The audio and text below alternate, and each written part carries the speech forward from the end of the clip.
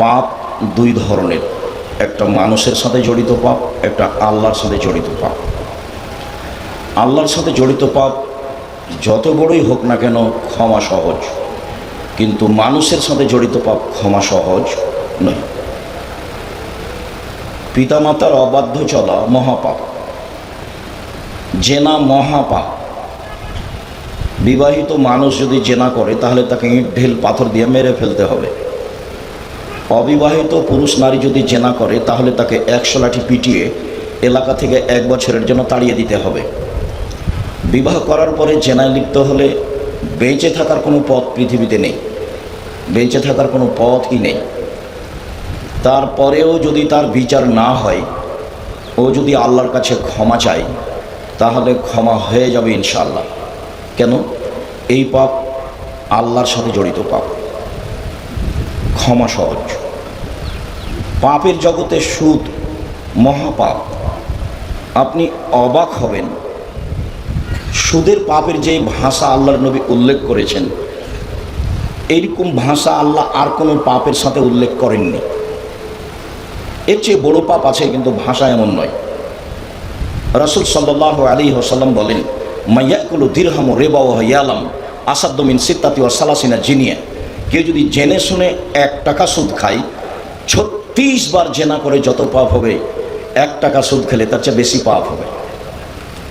কত বেশি তা হিসাব করা হয়নি। পাপটাকে জেনার সাথে লাগানো হয়েছে।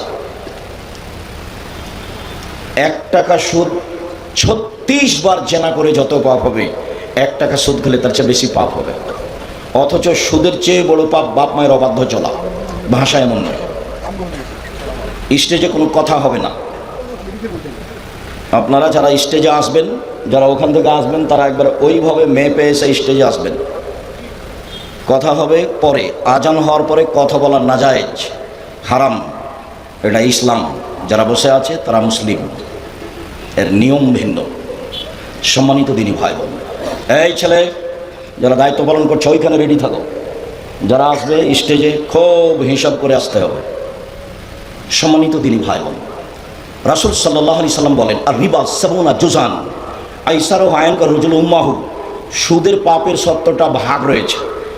তার ছোট ভাগ হলো মার সাথে জেনা করলে যেমন পাপ হয়। নেন, শিরক মহাপাপ, ভাষা এমন নয়। বাপ মায়ের অবাধ্য চলা পৃথিবীর 2য় মহাপাপ, ভাষা এমন নয়। মিথ্যা সাক্ষী দেওয়া পৃথিবীর 3য় মহাপাপ, ভাষা এমন নয়। মানুষকে হত্যা করা 4র্থ মহাপাপ, ভাষা এমন নয়। একবার রাসূল সাল্লাল্লাহু আলাইহি ওয়াসাল্লাম বললেন, কেউ যদি জেনে শুনে 1 টাকা সুদ খায়, 36 বার জেনা করে যত পাপ হবে, 1 টাকা সুদ খেলে তার চেয়ে বেশি পাপ হবে। একবার বললেন, সুদের পাপের 70টি ভাগ রয়েছে। ছোট ভাগ হলো মার সাথে জেনা করলে যেমন পাপ হয়। তো সুদের পাপটাকে কার সাথে লাগিয়ে দেওয়া হয়েছে? জেনার সাথে। অন্য কোনো পাপের জন্য এরকম ভাষা নেই।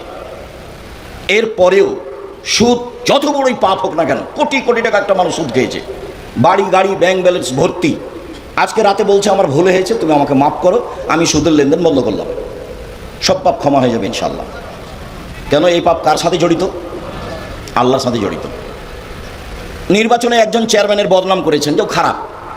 এখন থেকে হজে ওমরাতে গিয়ে বাকি জীবন কাবা ঘরের গিলাফ ধরে ক্ষমা চান, কান্নাকাটি করেন।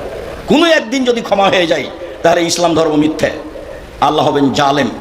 আল্লাহ বলেছেন, আমি জালেম নই, আমি মানুষের উপরে জুলুম করব না। ইন্নী হারামতু যুলমা আলাইয়া, জুলুম আমার উপরে হারাম করেছি, আমি আল্লাহ নিজের উপরে জুলুম করব না। তুমি যার বদনাম করেছো ক্ষমা তার কাছে নাও গা। গীবত, দোকানে বসবেন না, শতবার বক্তব্যে বলা আছে। আড্ডা পিটবেন না। আপনি পৃথিবীকে যত সহজ মনে করেছেন, পৃথিবী তত নয় সহজ। বুখারী মুসলিমের হাদিস, আল্লাহ রাসূল বলেছেন, ফাত্তাকুদ দুনিয়া ওয়াত্তাকুন নিসা। পৃথিবীর মানুষ, তোমরা মহিলা থেকে বেঁচে থাকো এবং পৃথিবী থেকে বেঁচে থাকো, পৃথিবী তোমাকে ধোঁকায় ফেলবে। সম্মানিত দিনী ভাই বোন, গীবত মানুষের সাথে জড়িত পাপ। 5 ওয়াক্ত সালাত আদায় করা ফরজ। ইবাদতের জগতে সবচেয়ে ভিন্ন ধরনের ব্যতিক্রম বিরল ইবাদত হলো সালাত, যা মানুষের সাথে আপোষ করে না। অবাক ইবাদত। হজ আপোষ করে, হজ একটা ফরজ ইবাদত। আপনি এবছর যেতে চাচ্ছেন, গেলেন না, সামনে বছর যাবেন, যান, সমস্যা নেই। জাকাত একটা ফরজ ইবাদত, 2 মাস আগে দিতে চাচ্ছেন দেন, 20 দিন পরে দিতে চাচ্ছেন দেন, এই যে আপোষ আছে। রমজান মাসের সিয়াম একটা ফরজ ইবাদত, আপনি অসুস্থ, ভালো লাগছে আপনাকে, লাগছে না, ছেড়ে দেন, পরে করেন। সফরে আছেন, ছেড়ে দেন, পরে করেন। এ দেখেন ফরজ বিধান কিন্তু মানুষের সাথে আপোষ করে। সালাত এমন একটা বিধান যে মানুষ অসুস্থ, না ওযু করতে পারে না, না পানি নেই, না কাপড় নেই, না উলঙ্গ আছে, না ঝামেলা আছে, না আকাশে আছে, না পানিতে আছে, না শত্রু পিছনে দৌড়াচ্ছে, এমন কোনো পৃথিবীতে পরিস্থিতি নাই যে পরিস্থিতিতে তাকে সালাত নামাজ পড়তে হবে না। এরকম কোনো পৃথিবীতে পরিস্থিতি নাই, তার নাম সালাত। 80 বছর বয়স, একদিনও সালাত আদায় করেনি। আজকে বলছে আমার ভুল হয়েছে, আল্লাহ তুমি আমার মাফ করো, আজ থেকে আমি সালাত শুরু করলাম, ইনশাআল্লাহ তার অতীতের সব পাপ ক্ষমা হয়ে যাবে। এই পাপ কার সাথে জড়িত? আল্লাহর সাথে জড়িত। গীবাত, স্টলে বসে আরেকজনের বদনাম করেছেন, সে আপনার কোনো ভাই, মাওলানা, যেই হোক না কেন, ক্ষমা চান দেখি আল্লাহর কাছে। কোনোদিন যদি ক্ষমা হয়ে যায় আল্লাহর কাছে ক্ষমা চেয়ে, তাহলে বুঝতে হবে ইসলাম ধর্ম মিথ্যা। ইসলাম ধর্ম মিথ্যা নয়, ইসলাম ধর্ম সত্য, আপনার ক্ষমা হবে না, এটাই চূড়ান্ত। বদনাম যার করা হয়েছে ক্ষমা তার কাছে আছে, সেখানেই ক্ষমা চাইবেন। জীবনে কত ক্ষমা চাইবেন? এই জন্য রাসূল সাল্লাল্লাহু আলাইহি ওয়াসাল্লাম বলেছেন মুখখান কন্ট্রোল রাখো, বেঁচে যাওয়া। আসছে একটু পরে। সম্মানিত দিনী ভাই বোন, আজকের আলোচনা গীবাত, পরনিন্দা, মানুষের সাথে জড়িত পাপ। মহান আল্লাহ বলেন ওয়াইলুল্লি কুল্লি হুমাজাতিল লুমাজা, সামনেও পিছনে বদনাম করে যারা, ওয়াইল নামক জাহান্নামে যাবে তারা। সিদ্ধান্ত আগেই, সামনেও পিছনে গীবাত করে যারা, জাহান্নামে যাবে তারা। জুবাইর ইবনে মুতঈম রাদিয়াল্লাহু তাআলা আনহু বলেন রাসূল সাল্লাল্লাহু আলাইহি ওয়াসাল্লাম বলেছেন লা ইয়াদখুলুল জান্নাতা কাত্তাত ওয়া ফি রিওয়ায়াতিন নাম্মাম, চুগলখড়ি করে যে, বদনাম গীবাত করে যে, এখানকার কথা ওখানে লাগাই যে, ওখানকার কথা এখানে লাগিয়ে পরিবেশ নষ্ট করে যে, সে জান্নাতে যাবে না। বুখারী মুসলিম। লা ইয়াদখুলুল জান্নাত, জান্নাতে যাবে না। এই কথা আমি বলিনি, এই কথা মুহাম্মদ সাল্লাল্লাহু আলাইহি সাল্লাম বলেছেন। আপনাকে আমাকে তিতা লাগলে কিছু আসে যায় না, কথা এটাই চূড়ান্ত। গীবাত, মহান আল্লাহ বলেন ইয়া আইয়ুহাল্লাযীনা আমানু ইজতানিবু কাসীরাম মিনায-যান ইন্না বা'যা-যান্নি ইসম। পৃথিবীর মানুষ, তোমরা মানুষের উপরে ধারণা করা থেকে বেঁচে থাকো, নিশ্চয় কিছু ধারণায় পাপ হয়, ধারণা করবেন না। ও মনে হয় এটা বলেছে, ও এটা মনে হয় করেছে, ধারণা করবেন না।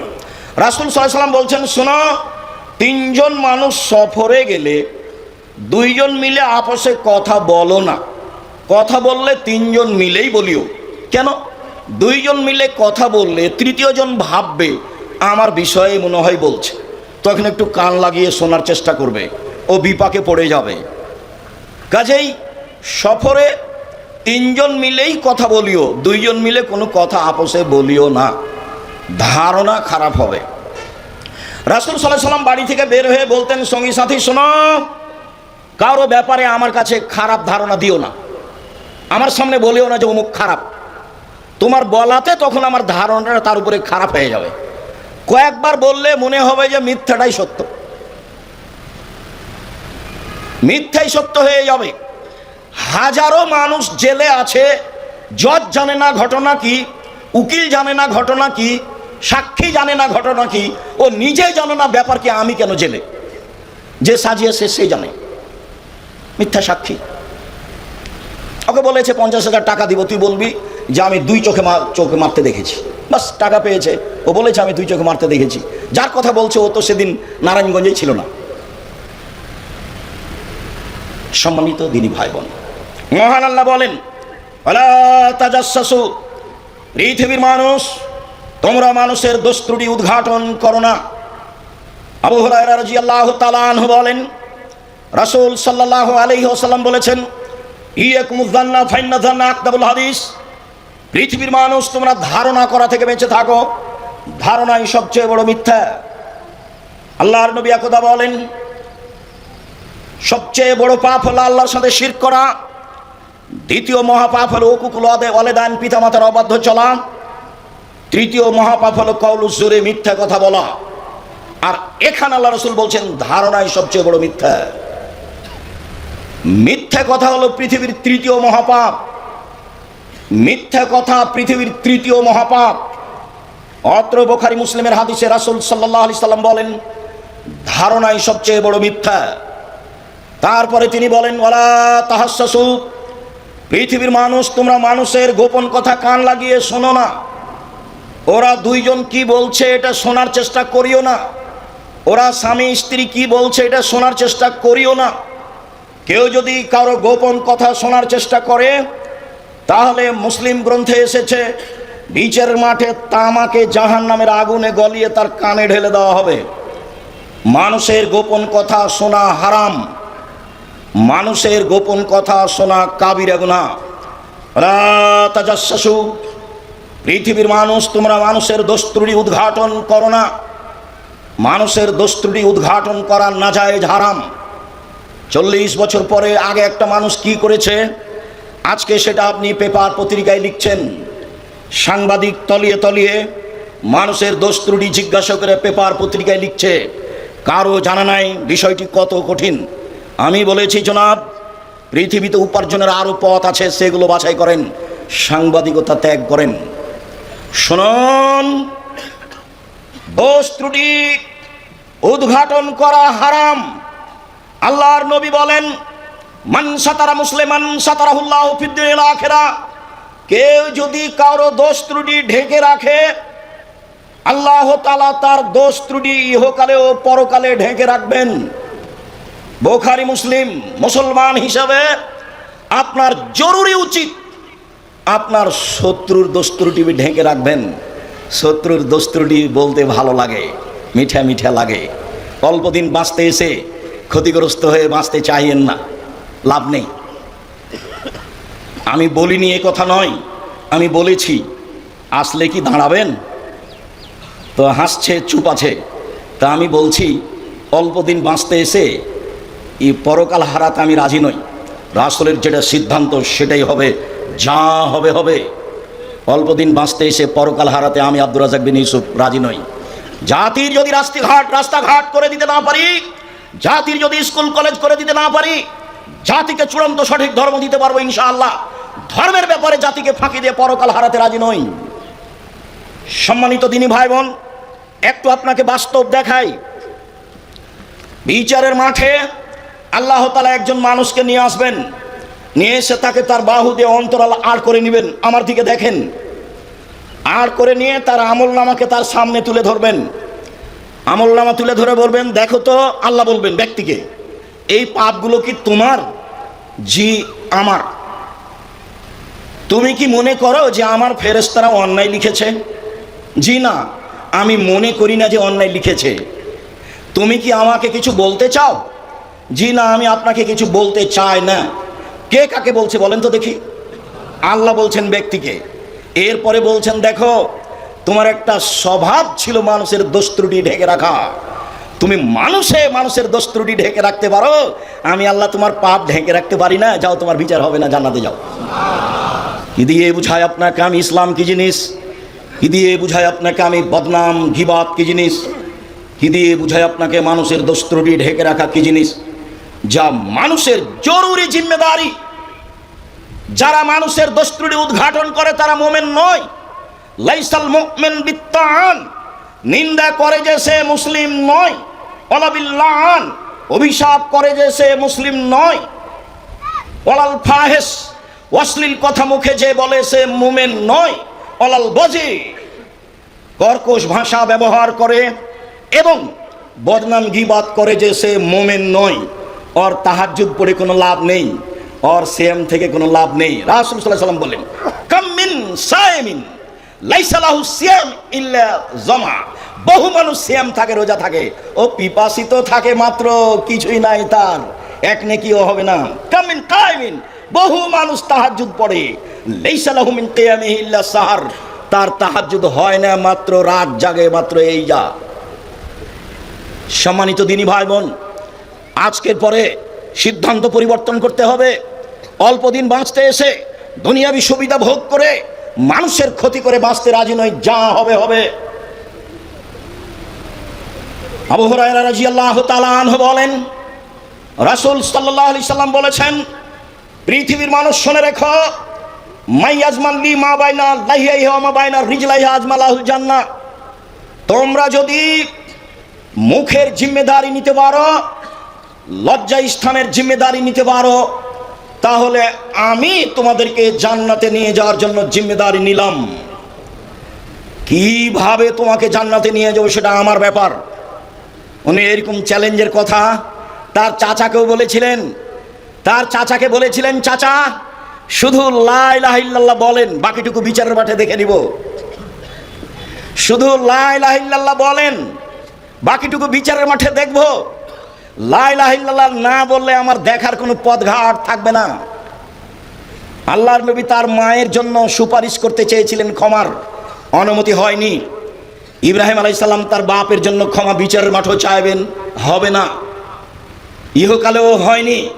পৃথিবীর দ্বিতীয় মহাপুরুষ ইব্রাহিম আলাইহিস সালাম, মানে সুযোগ না থাকলে কিছু বলা যায় না। ইব্রাহিম আলাইহিস সালামের বাপের পক্ষে কিছু বলার মতো সুযোগ ইহকালেও ছিল না, পরকালেও থাকবে না। মুহাম্মদ সাল্লাল্লাহু আলাইহি সাল্লামের মায়ের পক্ষে কিছু বলার সুযোগ ইহকালেও ছিল না, পরকালেও থাকবে না। মুহাম্মদ সাল্লাল্লাহু আলাইহি সাল্লাম বলেছিলেন, চাচা লা ইলাহা ইল্লাল্লাহ বলেন, সুযোগটা করে দেন, বাকিটুকু আমি দেখব। সুযোগ হয়নি। যখন মারা গেল, আলী বললেন, আপনার চাচা মারা গেছে। আল্লাহর নবী বললেন, যাও গর্ত খুঁড়ে মাটিতে পুঁতে দাও, জানাজা হবে না, গোসল হবে না, কাফন দাফন হবে না। পৃথিবীতে মুহাম্মদ সাল্লাল্লাহু আলাইহি সাল্লামের ভালোবাসার লোক, ছায়া করে থাকার লোক, তাকে মান সম্মানে রাখার লোক তার চাচা ছাড়া তার জীবদ্দশায় কেউ ছিল না, একমাত্র তিনি। এরপরেও ভাতিজা চাচার কোনো উপকার করতে পারলেন না, বলেছিলেন লা ইলাহা ইল্লাল্লাহ বলেন, বাকিটুকু দেখব। সম্মানিত দিনী ভাই বোন, পৃথিবীর মানুষ শুনে রেখো, মুখে মানুষের বদনাম গীবাত করো না, জেনায় লিপ্ত হয়েও না। বিচারের মাঠে বাকিটুকু আমি দেখব ইনশাআল্লাহ। উকবা ইবনে আমির রাদিয়াল্লাহু তাআলা আনহু বলেন, রাসূল সাল্লাল্লাহু আলাইহি সাল্লামকে জিজ্ঞাসা করা হলো, মান নাজাত, বাঁচার পথ কি, কি করে জাহান্নাম থেকে বাঁচা যাবে? তিনি উত্তরে বললেন, শোনো, আমসিক লিসানাক, মুখখান বন্ধ রেখো, মুখে মানুষের বদনাম গীবাত করো না, জাহান্নাম থেকে বেঁচে যাবা। 2, ওয়ালিয়াসা বাইতুক, জরুরি প্রয়োজন ছাড়া বাড়ির বাইরে যায় না, কাজ শেষ হয়ে গেলেই বাড়ি আসবে। দোকানে জিনিস কেনার পদ্ধতি হাজারো বার বলেছি। দোকানের সামনে গিয়ে দাঁড়িয়ে বলতে হবে, আসসালামু আলাইকুম, আমার লবণ আছে? জি আছে, 1 কেজি লবণ দাও। কাঁচামরিচ আছে? জি আছে, 200 কাঁচামরিচ দাও। দেওয়া হয়েছে, এই টাকা নেও, ফিরে আসবেন। বসলেন কেন ওখানে? ওখানে তো টিভিতে ল্যাংটা মেয়ে নাচে, আরও 5 জন আর একজনের বদনাম করে। আপনি খালি দাঁড়িয়ে বললেন, এই ছেলে তুই ঠিক বলেছিস রে, ও আসলেই খারাপ, ক্ষমা নেন দেখি বাকি জীবন। এই ছেলে তুই ঠিক বলেছিস, আসলে ও খারাপ, এবার ক্ষমা নেন দেখি। আপনি ইসলাম ধর্মকে যত সহজ মনে করতে যান, কেন মাথায় এটা আসে? সম্মানিত দিনী ভাই বোন, আবু হুরায়রা রাদিয়াল্লাহু তাআলা আনহু বলেন, রাসূল সাল্লাল্লাহু আলাইহি সাল্লাম বলেছেন, আশারুন নাসে ইয়াউমাল কিয়ামা, সবচেয়ে নিকৃষ্ট মানুষ সেই, সবচেয়ে জঘন্য মানুষ সেই, বিচারের মাঠে সবচেয়ে খারাপ মানুষ সেই, বিচারের মাঠে আল্লাযী ইয়াতি হাওলায় ওয়া ইয়াতি বিহাওলায়, যে এখানে এক কথা বলে, ওইখানে আরেক কথা বলে, এখানে এক কথা বলে, সেইখানে আরেক কথা বলে, সে হলো বিচারের মাঠে সবচেয়ে খারাপ মানুষ। তাহাজ্জুদ পড়ে জান্নাত কিনবো, এই হিসাব ছেড়ে দেন, মুখখান আগে বন্ধ করেন, পরে তাহাজ্জুদ। মুখ বন্ধ না করলে বিচারের মাঠ টিকবে না। মুখই সবচেয়ে বড় বিপদ। একাধিক হাদিস আসছে ধারাবাহিক, আপনি প্রস্তুত থাকুন কান লাগিয়ে মনোযোগ সহকারে শোনার জন্য। সম্মানিত দিনী ভাই বোন, আব্দুল্লাহ ইবনে উমর রাদিয়াল্লাহু তাআলা আনহু বলেন, রাসূল সাল্লাল্লাহু আলাইহি ওয়াসাল্লাম বলেছেন, পৃথিবীর মানুষ, লা তুযুল মুসলিমিনা, তোমরা একজন আর একজনকে কষ্ট দিও না কথা ও কর্মে। ওয়ালা তাত্তাবিউ আওরাতিহিম, মানুষের পিছনে পড়ো না বদনাম করার জন্য। ইন্নাহু মান ইয়াত্তাবিউ আওরাতা আখিহিল মুসলিম, কেউ যদি তার মুসলিম ভাইয়ের পিছনে পড়ে বদনাম করে, ইয়াত্তাবিউল্লাহু আওরাতাহু, আল্লাহ তার পিছনে লেগে যাবেন। ওমাই ইয়াত্তাবি আওরাতাহু ইয়াফজাহু ওয়ালাউ কানা ফি জাওফি রাহলিহি, আর আল্লাহ যার পিছনে লেগে যাবেন আল্লাহ তাকে অপমান করেই ছাড়বেন, ও যদি তার বাহনের পেটে ঢুকে যায় তবু। আর ওই স্পষ্ট করে বলি, আপনাকে খুব ভালোভাবে মনে রাখতে হবে, আপনি যদি কারো বদনাম করেন তখন আপনার বদনাম কে করবে? আল্লাহ। এবার আপনার মোকাবেলায় চলে গেছে আল্লাহ। ঠেকান দেখি। ওর নাম আজিজ, পরাক্রমশালী। ওর নাম কাদির, সর্বশক্তিমান। ওর নাম ফাআলুল লিমা ইউরিদ, যা ইচ্ছা তাই করে। ও তো আপনার বিরুদ্ধে চলে গেছে। আর আল্লাহ যার বিরুদ্ধে চলে যাবেন তাকে আল্লাহ অপমান করেই ছাড়বেন। ও যদি বাংলাদেশে বদনাম করার জন্য করার পরে পৃথিবীর কোনো জায়গায় চলে যায়, আরে পৃথিবীর কোনো জায়গায় কেন, ও যদি পাথরের ভিতরে ঢুকে যায়, আরে পাথরের ভিতরে কেন, মুহাম্মদ সাল্লাল্লাহু আলাইহি ওয়াসাল্লাম বলছেন মানুষের বদনাম করার পরে ও আর বাহনের উটের পেটের ভিতরে ঢুকে গেছে, তা আল্লাহ তাকে উটের পেটের ভিতরে অপমান করবেন। কিভাবে করবেন তার ব্যাপার তো এটা তো আল্লাহ রাসূল শক্ত করে বলেছেন। মানুষ কি আসলে উটের পেটের ভিতরে ঢুকতে পারবে? কোনো একটা জায়গায় যাবে, আল্লাহ সেখানে তাকে অপমান করবেন। আমি এ কথা বলিনি, এই কথা মুহাম্মদ সাল্লাল্লাহু আলাইহি সাল্লাম বলেন। আনাস রাদিয়াল্লাহু তাআলা আনহু বলেন, রাসূল সাল্লাল্লাহু আলাইহি সাল্লাম বললেন, লাম্মা ওরে যা বি, একদা আমাকে উপরে নিয়ে যাওয়া হলো। জিবরাইল আমাকে মেরাজে নিয়ে যাচ্ছেন আল্লাহর সাথে সাক্ষাতের জন্য। হঠাৎ দেখি অনেক মানুষ, লাহুম আজফারু মিন নুহাস, তাদের বড় বড় নখ রয়েছে হাতে, তামার লম্বা লম্বা নখ। একমেসুনা ওজুহাহুম, তারা নিজেরাই নিজের নখ দিয়ে মুখমণ্ডল খামচাচ্ছে। অসদুরাহুম, বুককে খামচিয়ে গোশত তুলে ফেলছে। আমি বললাম, জিবরাইল মান হাউলায়ে, জিবরাইল বলো তো এরা কে? একই কথা, এদের নখ কেন এত বড়? এরা কেন নিজের মুখের গোশত নিজেই খামচিয়ে তুলছে? এরা কেনই বা এইভাবে বুককে খামচিয়ে তুলছে? আল্লাহ রাসূল বললেন এই কথা। তখন জিবরাইল উত্তরে বললেন, হাউলাই আল্লাযীনা ইয়াকুরাজুন নাস, এরা হচ্ছে ওরা যারা মানুষের বদনাম করত।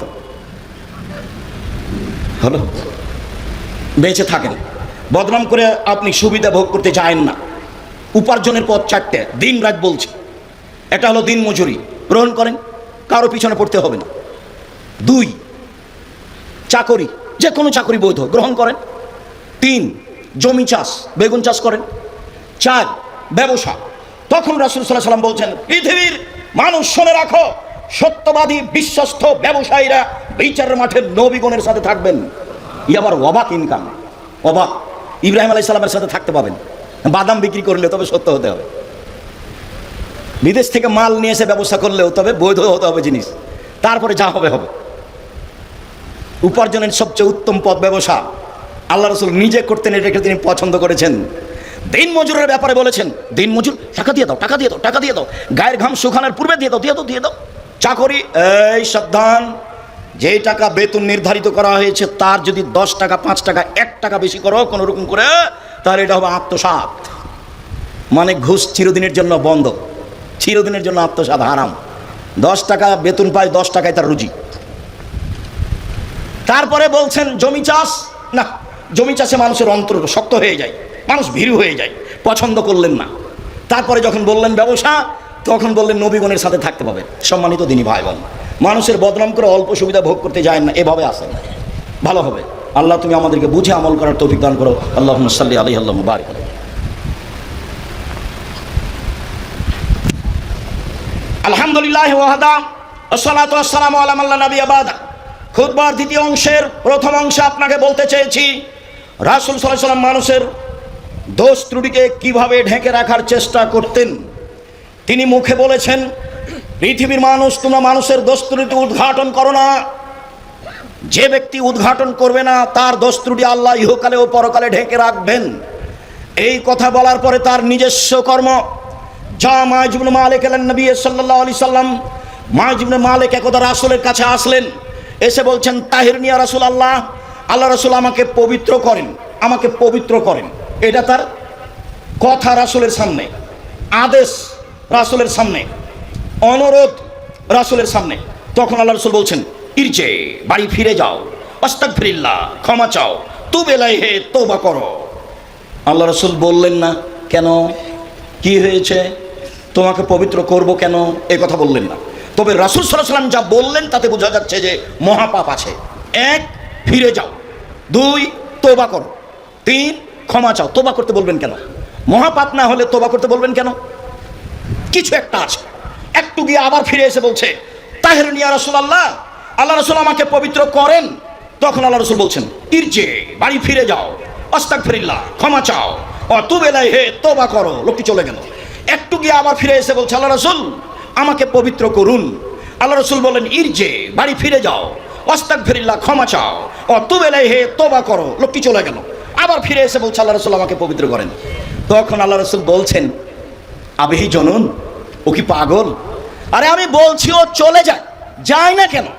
বারবার কেন বলে আমাকে পবিত্র করেন, পবিত্র করেন? ও কি পাগল? কালু লাইসা বিমাজনুন। সাহাবীগণ পাশে যারা বসেছিলেন তারা বললেন, জি না, আল্লাহ রাসূল তো পাগল নয়, ভালো মানুষ। তখন আল্লাহ রাসূল বলছেন, আশারে বা খামরান, তাহলে কেউ মদ পান করেছে তাই তার মস্তিষ্ক বিকৃত হয়েছে, সে আমার কথা বুঝে না? ঘটনা কি তাই? ফাঁকা মারা জলুন ফাস্তান কাহাহু, লাভ দিয়ে একজন সাহাবী দাঁড়িয়ে তার মুখে নাক লাগিয়ে মুখটার সঙ্গে দেখে বলছেন, মাশারে বা খামরান, আল্লাহ রাসূল এ তো মদ পান করেনি না, তো এ তো মদ পান করেনি, এ তো মস্তিষ্ক বিকৃত হয়নি। এখন আল্লাহ রাসূল বলছেন, জানাইতা তুমি জেনা করেছ? তখন লোকটি বলছে, মানুষ বৈধভাবে স্ত্রীর সাথে যেভাবে মিলে আমি অবৈধভাবে সেভাবে মিলেছি, বিচার করে দেন। হাদিস বুখারী মুসলিম। সম্মানিত দিনী ভাই বোন, এই ছেলে মধ্যে এটা বেড়াচ্ছ কেন? এক খেয়ালে চেয়ে থাকবেন। সম্মানিত দিনী ভাই বোন, আমি আপনার কিছু না কিছু উপকার করবই ইনশাআল্লাহ। আপনাকে আমি প্রথমে দেখাতে চেয়েছি আল্লাহ রাসূল লোকটাকে কি বললেন? ফিরে যাও। স্বাভাবিকভাবে কি বললেন? শুধু ফিরে যাও বলেননি, কি বলেছেন? ফিরে যাও, তওবা করো, ক্ষমা চাও। তার মানে ঘটনা কিছু আছে। তো উনি বললেন না যে ঘটনা কি, তার মানে 4 জন সাক্ষী নাই তার সাথে। আবার বললেন ফিরে যাও, ক্ষমা চাও, তওবা করো।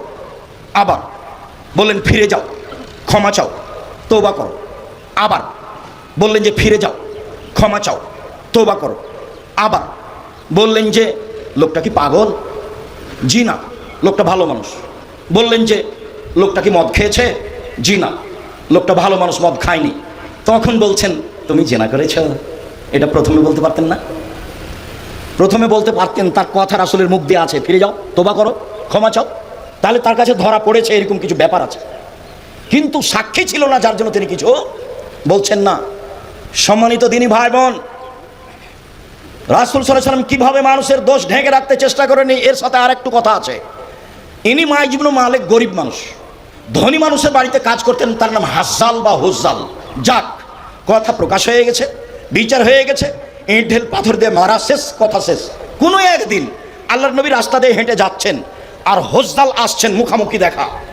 আল্লাহ রাসূল বলছেন, হুজ্জাল, লাউ সাতারতা খাবারা মাইজ ইবনে মালিক লাকুনতা খায়রান কাসীর।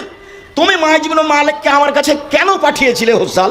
তুমি যদি মাইজ ইবনে মালিকের ঘটনাটা লুকিয়ে রেখে দিতে, তোমার কাপড় দিয়ে ঢেকে রাখতে, তাহলে যে কত ভালো হতো। ঘটনা মাইজ ইবনে মালিকের স্ত্রীর সাথে জেনা, মাইজ ইবনে মালিকের জেনা হয়েছিল হুজ্জালের স্ত্রীর সাথে। হুজ্জাল ধনী মানুষ, তাকে হুজ্জাল খুব ভালোবাসতেন।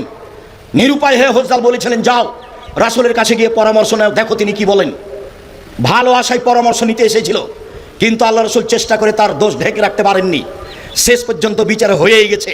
কোনো একদিন মাইজ ইবনে মালিকের সাথে দেখা হুজ্জালের সাথে। তখন আল্লাহ রাসূল বলছেন, হুজ্জাল, ও তুমি যদি তার ঘটনাটা লুকিয়ে রাখতে তাহলে যে কত ভালো হতো। তুমি কেন আমার কাছে পাঠালে? আমার কাছে কোনো ঘটনা প্রকাশ হয়ে গেলে তার বিচার হবে। কথা কি বুঝতে পেরেছি? এখন যেটুকু বুঝেছি তাতে বাকি জীবন মানুষের দোস্তুটি বলে বেড়াবো না, ঢাকবো।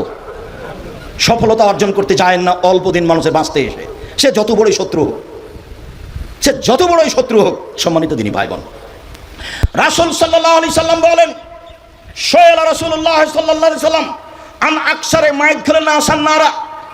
আল্লাহ রাসূল, মানুষ বেশি বেশি জাহান্নামে যায় কেন?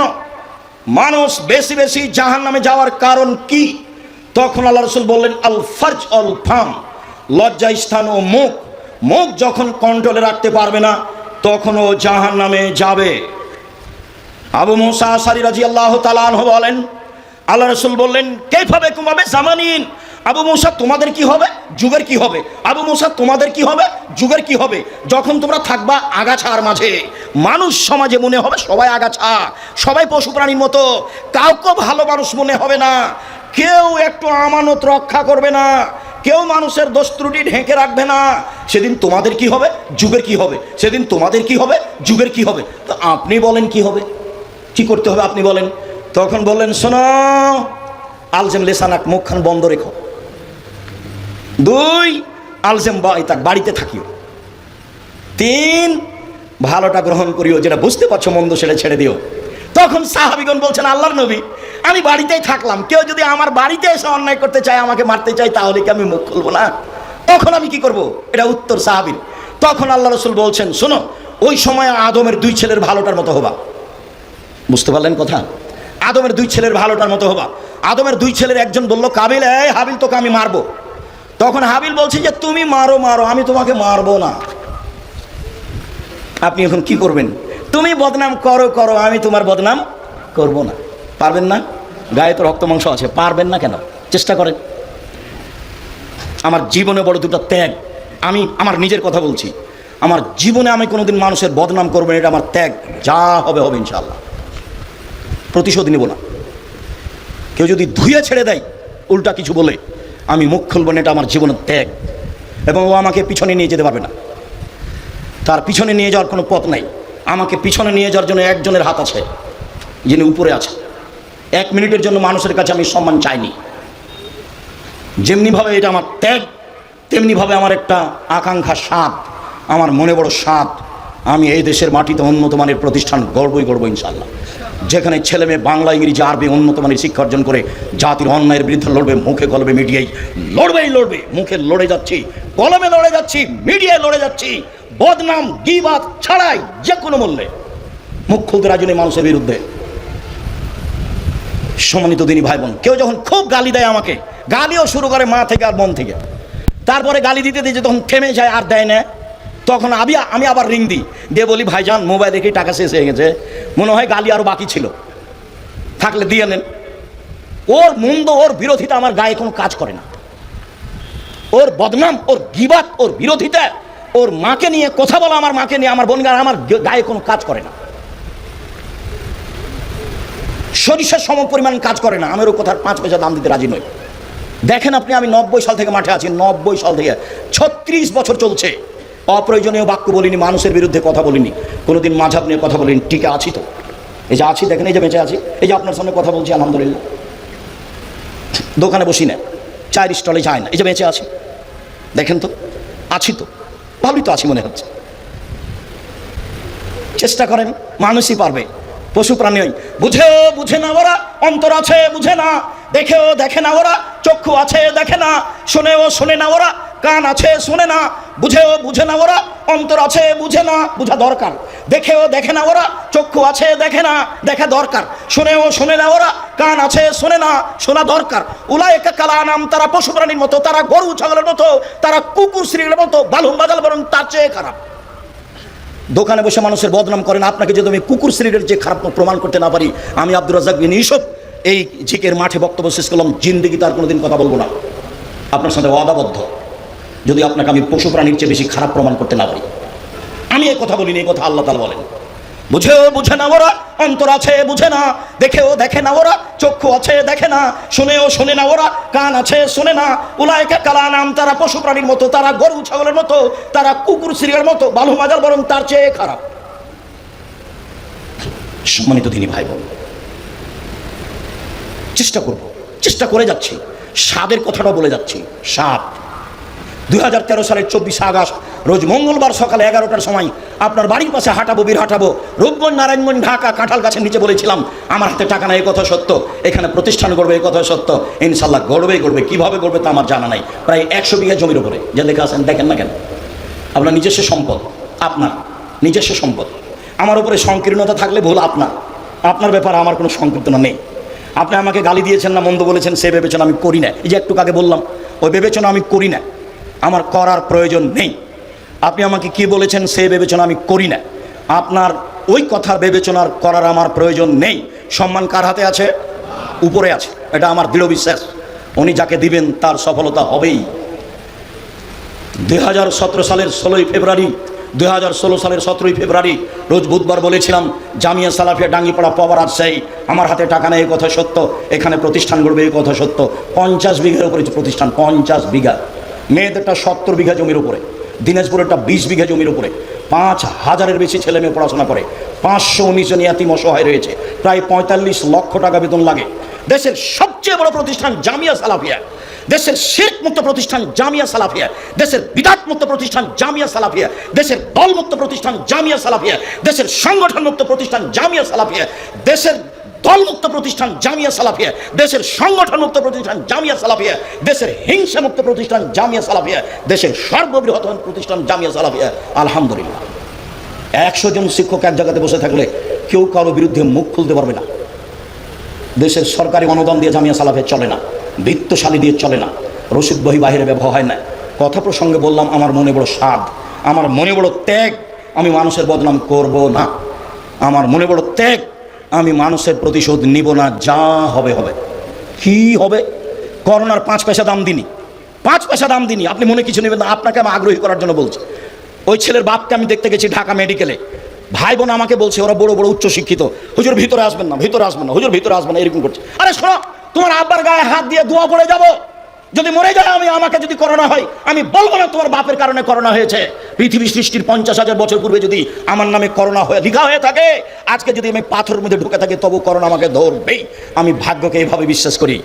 আমি আব্দুর রাজ্জাক বিন ইউসুফ ভাগ্যকে, ইসলামকে যেভাবে বিশ্বাস করি, সেখান থেকে এক চুল পিছে সরে আসতে রাজি নই। যা হবে হবে। করোনা হবে তাতে কি আছে? পৃথিবী সৃষ্টির 50,000 বছর পূর্বে আমার ভাগ্যে তো লিখাই আছে, সেটা তো হবেই। মরণ, জীবন, রুজি, রোগ ব্যাধি পৃথিবী সৃষ্টির 50,000 বছর পূর্বে লেখা আছে। সঙ্গী সাথী বলতে পারো, শেষের দিকে চলে আসলাম, সঙ্গী সাথী বলতে পারো মানুষকে পিছন দিক থেকে ধাক্কা মেরে জাহান্নামে নিক্ষেপ করে কি? সঙ্গী সাথী বলতে পারো মানুষকে পিছন দিক থেকে ধাক্কা মেরে জাহান্নামে নিক্ষেপ করে কি? সঙ্গী সাথী বলতে পারো মানুষকে পিছন দিক থেকে ধাক্কা মেরে জাহান্নামে নিক্ষেপ করে কি? বলতে বলতেই ফাঁক হাজেলে সানাহু জিভাটা ধরে নিয়েছেন। দেখেন, জিভাটা ধরে নিয়েছেন, জিভা মানুষকে পিছন দিক থেকে ধাক্কা মেরে জাহান্নামে নিক্ষেপ করে।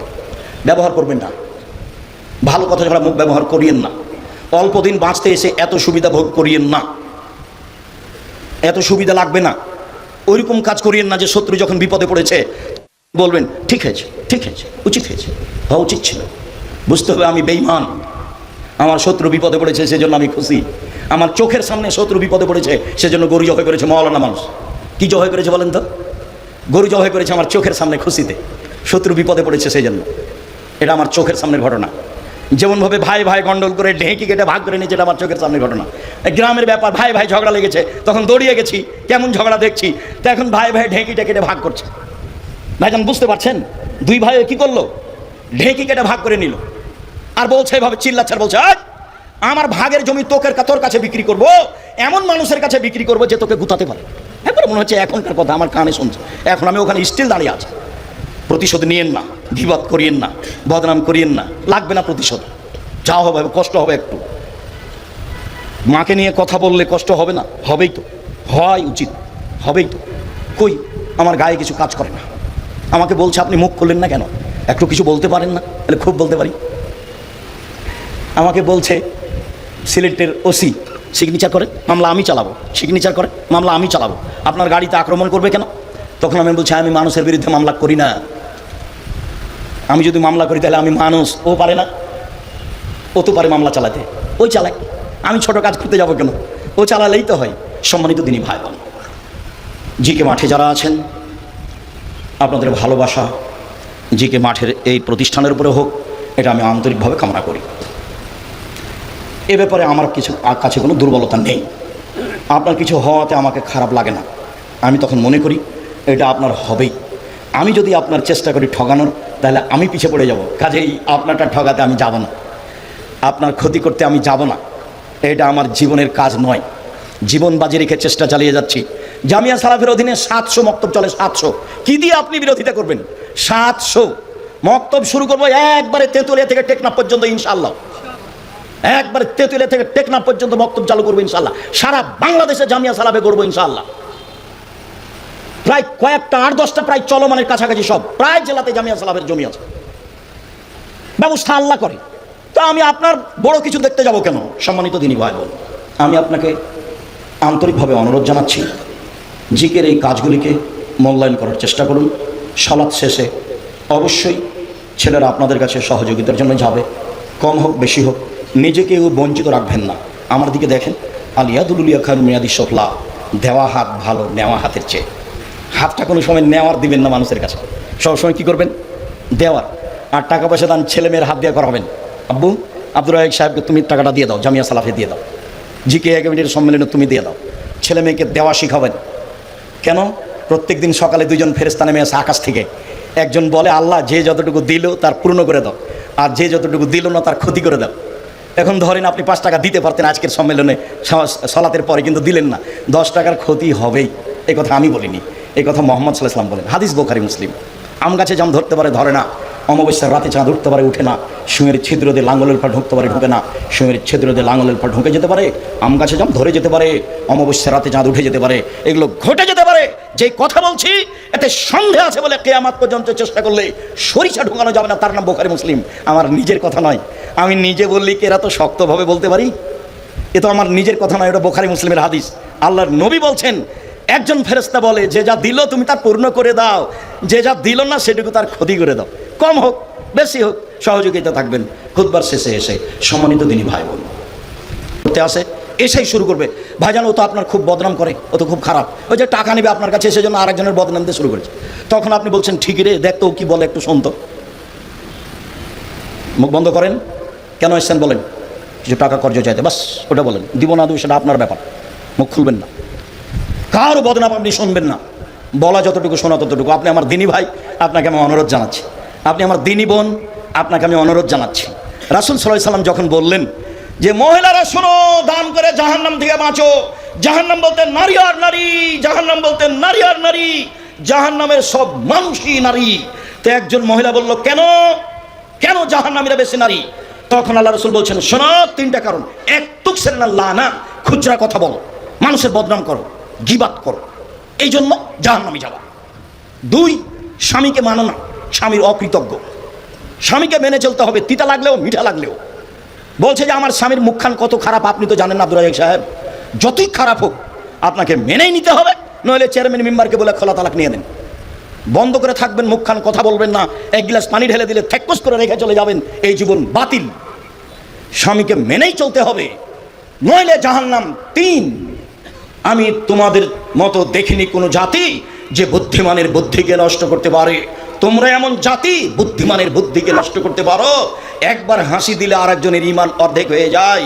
সে তো তোমরা জাতি, তোমরা ঢেকে রাখা বস্তু।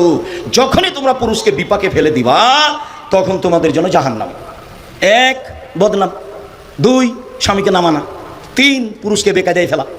আর বোকা ছেলে, তোমাকে বলছি, মোবাইল আর কথা তার সাথে বলো না। আজকের পরে জিকে মাঠের পরে জিন্দিগি তার কোনোদিন তার সাথে কথা বলবো না। তোমাকে বলছি, এই ছেলে তোমাকে বলছি, ওই মেয়ের জন্য নাম্বার তোমার মোবাইলে না থাকে, জীবনে যেন না থাকে। ও তোমার চাকরি ধ্বংস করবে, ও তোমার মান সম্মান নষ্ট করবে, ও তোমার বংশের মর্যাদা নষ্ট করবে, ও তোমার পড়াশোনাকে ধ্বংস করবে। আল্লাহ তার থেকে বাঁচার জন্য আল্লাহ রাসূল আদেশ করেছেন।